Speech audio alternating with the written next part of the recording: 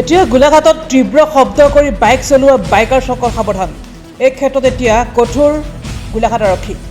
গোলাঘাটৰ ৰাজপথত একাংশ যুৱ প্ৰজন্মই বাইকৰ চাইলেঞ্চাৰ মডিফাই কৰি বিকট শব্দ কৰি চলাই অহা আমি বিভিন্ন সময়ত দেখি আহিছোঁ। তেনে বাইকসমূহ এতিয়া গোলাঘাট আৰক্ষীয়ে জব্দ কৰি চাইলেঞ্চাৰবোৰ খুলি এইদৰে ৰোলাৰ চলাই নষ্ট কৰি দিছে চাইলেঞ্চাৰসমূহ।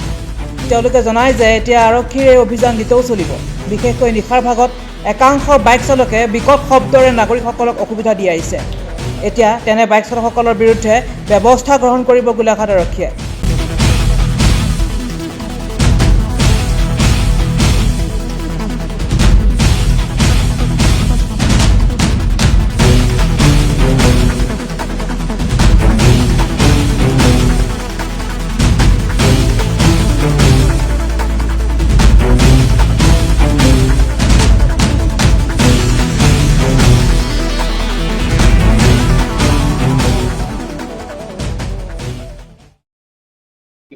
আচলতে মানে কি হ'ল, আজি বহুদিনৰ পৰা আপোনালোকেও প্ৰায় দেখিছে যে গোলাঘাট টাউনত কিছুমান বাইকাৰ্ছে মানে এই বাইকৰ চাইলেঞ্চাৰবিলাক মডিফাই কৰি পেলাই এটা বিকট মানে এটা শব্দ হয়, আৰু সেই শব্দ কৰি পেলাই তেওঁলোকে এটা সন্ত্ৰাস সৃষ্টি কৰা দেখিবলৈ পোৱা গৈছে। আৰু জেনেৰেল পাব্লিকৰো বহুত অসুবিধা হৈছিলে। আৰু তেনেকুৱা আমি প্ৰায় বহুত বাইক আমি ডিটেইন কৰিছিলোঁ, প্ৰায় 50-60খনমান হ'ব। সেইবিলাক আমি খুলি পেলাই যিবিলাক মানে মডিফাইড যিবিলাক চাইলেঞ্চাৰ আছে সেইবিলাক খোলা হৈছিলে, আৰু খুলি পেলাই সেই যিবিলাক চাইলেঞ্চাৰ আছিলে সেইবিলাক আকৌ তেওঁলোকক মানে খোলাই পেলাই আকৌ বেলেগ লগোৱাই পেলাই আকৌ সেইবিলাক বাইক তেনেকৈ ৰিলিজ কৰা হৈছিলে। কিন্তু যিবিলাক মডিফাইড চাইলেঞ্চাৰ আছিলে সেইবিলাক আজি আমি ডেষ্ট্ৰয় কৰা হয়।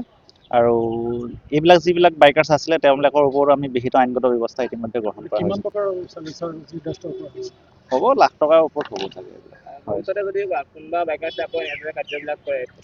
নহয়, আমি ইতিমধ্যে ব্যৱস্থা কৰি আছোঁ। বিশেষকৈ ৰাতি সময়ত বেছি কৰে, দিনতকৈ ৰাতি আপোনাৰ ধৰি লওক 10টা বজাৰ পিছত তেনেকৈ সেই মডিফাইড চাইলেঞ্চাৰ থকা যিবিলাক বাইক সেইবিলাকে বিকট শব্দ কৰি মানে মানুহৰ বহুত অশান্তি কৰি আছে।